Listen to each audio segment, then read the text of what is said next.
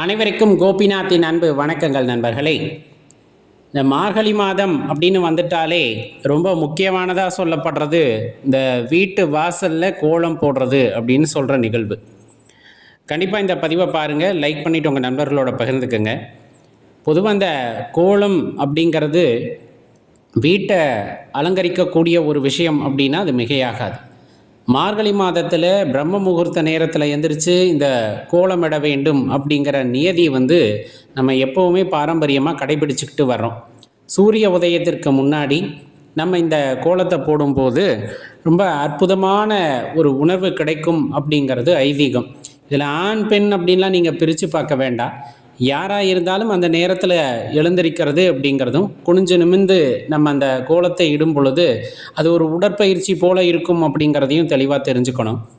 ரொம்ப முக்கியமாக சொல்ல வேண்டியது அப்படின்னு பார்த்தோம்னா, கோலம் போடுறதுக்கு முன்னாடி சில விஷயங்களை ஞாபகத்தில் வச்சுக்கணும்.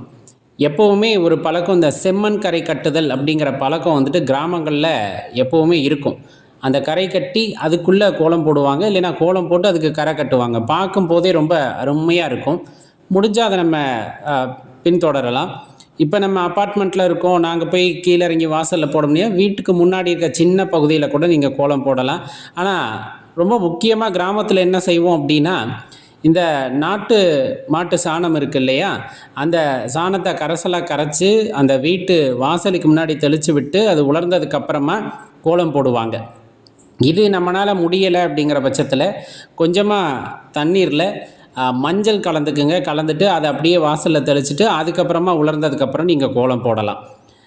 இதில் தெரிஞ்சுக்க வேண்டியது, கோலம் அப்படின்னு பச்சரிசி மாவை 1-2 இடிச்சுக்குவாங்க. ரொம்ப மாவாக போட்டால் அது கோலம் சரியாக இருக்காது அப்படிம்பாங்க. 1-2 அரைச்சிட்டு அதில் நம்ம கோலம் போடுறோம் அப்படிங்கும்போது நிறைய ஜீவராசிகளுக்கு அன்னதானம் செய்தது போல் இருக்கும் அப்படிங்கிறதையும் தெளிவாக தெரிஞ்சுங்க. காலையில் பார்த்தீங்கன்னா தெரியும், எறும்பு ஈ மட்டும் இல்லை, குருவியெல்லாம் எடுத்து சாப்பிடும். குளிர்காலம், ரொம்ப தூரத்துக்கு அதனால் இறை தேட முடியாது. அப்போ அருகாமையில் இந்த மாதிரி உணவுகள் கிடைக்குது அப்படிங்கும்போது கண்டிப்பாக அதனால் பலன் பெறக்கூடியது அந்த ஜீவராசிகள் அப்படிங்கிறத தெளிவாக தெரிஞ்சுக்கணும். அதனால் அரிசி கோலம் போடுறது ரொம்ப சிறப்பு. இன்னும் முக்கியமாக சொல்லப்போனால், இன்றைக்கி பார்த்தோம் அப்படின்னா அந்த ரங்கோலி கோலம் அப்படிங்கிறது ரொம்ப அதீதமாக எல்லாத்தினாலையும் விரும்பப்படுது.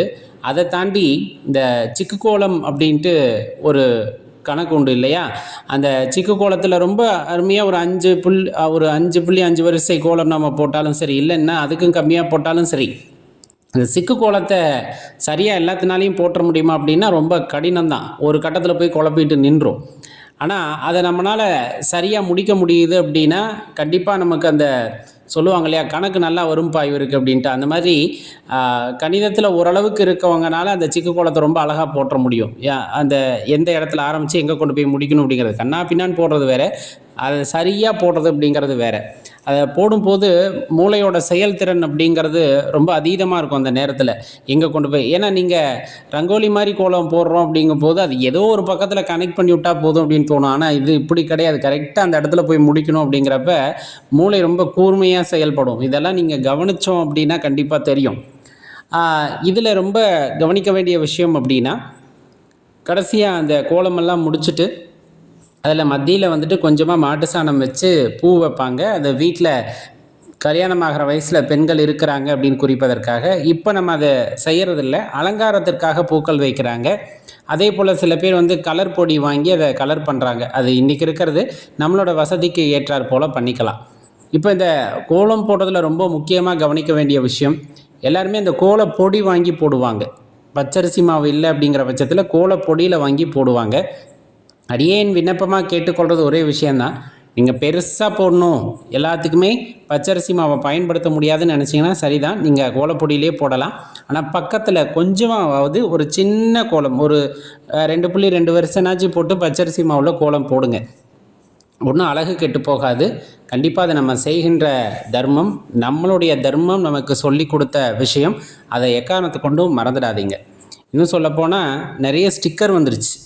கோலத்தை ஸ்டிக்கர் மாதிரி ஒட்டி விட்டுறாங்க. அது மற்ற காலகட்டத்தில் சரிதான், ஆனால் இந்த மார்கழி மாதத்தில் அதை செய்ய வேண்டாம். முடிஞ்ச அளவுக்கு சின்னதாக ஒரு கோலத்தை போட்டு அது மேலே ஒரு அகல் விளக்கு ஏற்றி வைக்கிறீங்க அப்படின்னாலே வீட்டுக்கு லக்ஷ்மி கடாட்சம் அப்படிங்கிறது உண்டாகும் அப்படிங்கிறத மறந்துடாதீங்க. இதில் சொல்லப்போனால் இந்த எந்திரங்கள்லாம் வரைவாங்க, நீங்கள் கவனிச்சிங்கன்னா தெரியும். அது கிட்டத்தட்ட பார்த்தீங்கன்னா நீங்கள் வரைகிற ரங்கோலி கோலத்தை ஒத்தே இருக்கும் அப்படின்னு சொல்லுவாங்க. ஒரு கோலம் அழகாக வந்துருச்சு அப்படின்னாலே அது பெரிய வெற்றியை ஒரு வெற்றி கொண்டாட்டம் அப்படின்னு நம்ம சொல்லலாம். அன்னைக்கு நம்ம வாழ்க்கை அப்படிங்கிறது ரொம்ப சந்தோஷமாக இருக்கும் அப்படின்னு சொல்லுவாங்க. கோலம் அலங்கோலமாக போயிடக்கூடாது அப்படின்னு சொல்லுவாங்க. ரொம்ப முக்கியமாக பார்த்தோம் அப்படின்னா அந்த கோலம் எவ்வளவு அழகாக வந்திருக்கிறதோ அந்த அளவுக்கு மனதில் மகிழ்ச்சி இருக்கிறது அப்படிங்கிறதெல்லாம் அது மூலமாக தெரிய வரும். நிறைய விஷயம் இருக்குது இந்த கோலம் அப்படிங்கிறத பொறுத்து. இன்னும் சொல்லப்போனால் புள்ளிக்கோலம், பூக்கோலம், ரங்கோலி கோலம், இந்த மாதிரி நிறைய வகைகளான கோலத்தில் நமக்கு எது பிடிக்குது அப்படிங்கிறத பொறுத்தே நம்ம மனநிலையை வந்துட்டு சொல்லிடுவாங்க. அவ்வளவு அற்புதமாக சில விஷயங்கள்லாம் கோலத்தை வச்சு சொல்லுவாங்க. உங்களுக்கும் கோலம் வரைய வரும் அப்படிங்கிற பட்சத்தில் ரொம்ப கொடுப்பனைசாலிகள் தான் நீங்கள் அப்படிங்கிறதையும் தெரிஞ்சுக்கணும். மறக்காமல் இந்த பதிவை லைக் பண்ணிவிட்டு உங்கள் நண்பர்களோடையும் பகிர்ந்துக்குங்க. நன்றி, வணக்கம்.